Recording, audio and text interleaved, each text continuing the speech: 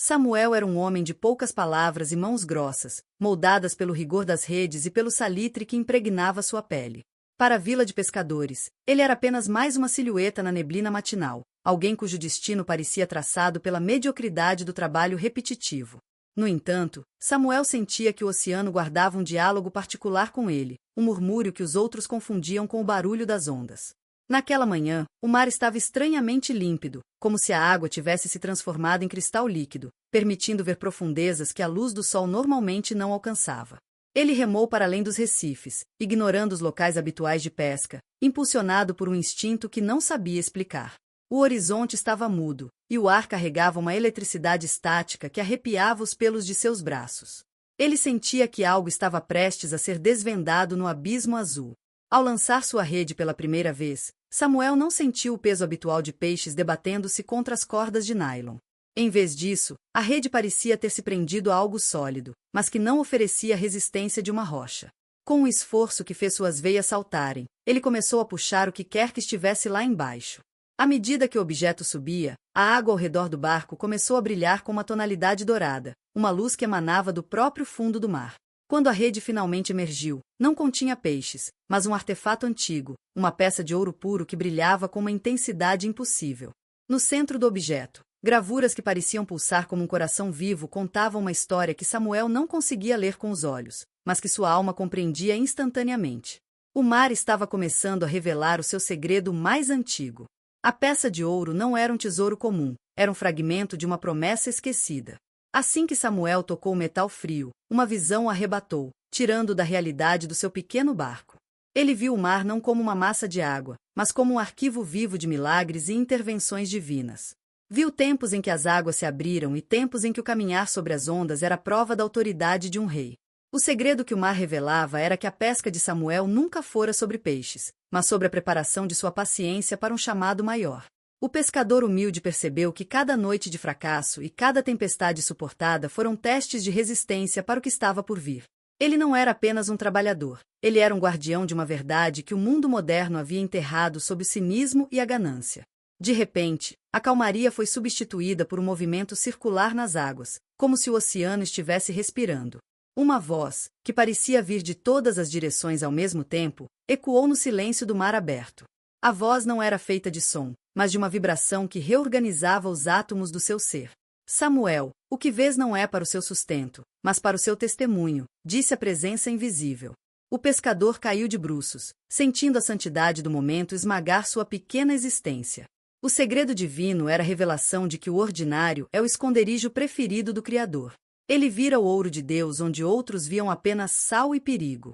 A partir daquele instante, a simplicidade de sua vida foi transfigurada. Ele entendeu que sua rede agora seria lançada em corações humanos, e que o mar era apenas o cenário para sua conversão final. A água ao redor do barco começou a borbulhar suavemente. Das profundezas, surgiram outros fragmentos que se uniram ao primeiro no convés. Juntos, eles formavam uma imagem clara, um rosto que irradiava uma compaixão infinita. Era o rosto daquele que domina as marés. Samuel percebeu que o mar estava devolvendo o que os homens haviam perdido, a conexão com o sagrado. O segredo divino era que o céu não estava distante, mas submerso em cada detalhe da criação, esperando por alguém com olhos puros para enxergar. O medo que Samuel sentirá transformou-se em uma alegria indescritível, uma euforia que o fazia querer gritar para o céu vazio. Ele olhou para suas próprias mãos calejadas e as viu sob uma nova luz. Elas não eram mais as mãos de um náufrago da vida, mas as mãos de um apóstolo escolhido pelo próprio oceano da eternidade. A voz falou novamente, revelando que a verdadeira pescaria começaria quando ele voltasse à terra firme. O segredo que o mar entregará era a chave para abrir os olhos de sua vila, um lugar mergulhado na amargura e na falta de esperança.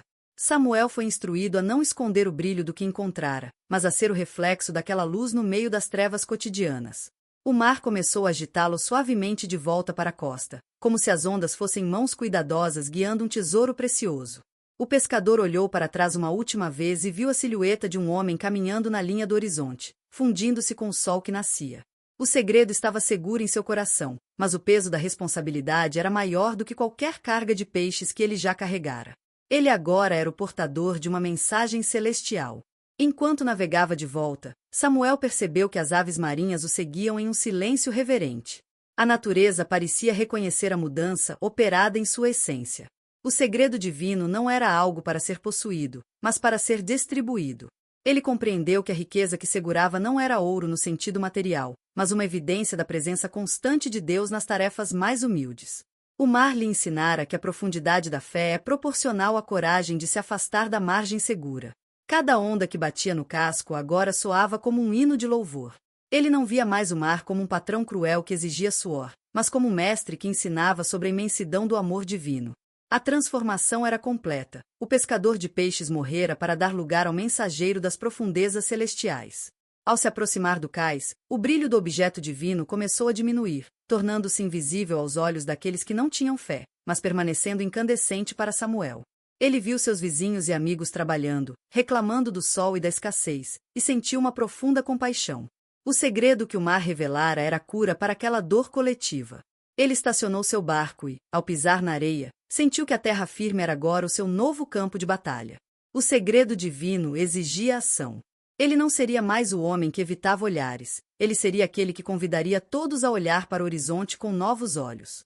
O mar havia feito seu trabalho, revelando o que estava oculto desde a fundação do mundo para um homem que todos consideravam insignificante.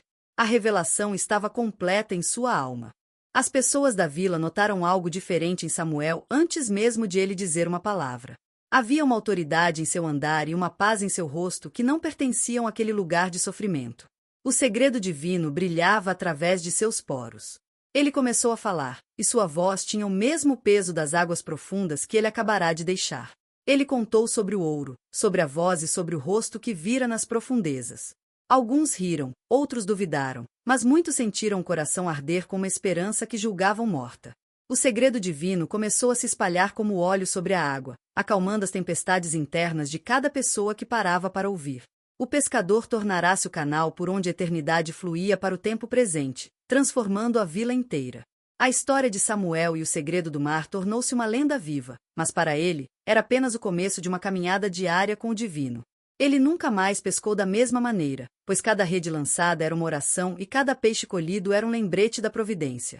O mar continuou sendo seu amigo, mas agora ele entendia que o maior tesouro não estava nas profundezas da água, mas na altura da glória que o visitará. Ele era apenas um pescador, até que o infinito decidiu usar sua pequenez para manifestar sua grandeza. O segredo divino permanecia vivo em cada palavra de conforto que ele dava e em cada milagre que acontecia ao seu redor. Samuel aprenderá que, quando o homem se cala e o mar fala, a voz de Deus é a única coisa que realmente importa ser ouvida.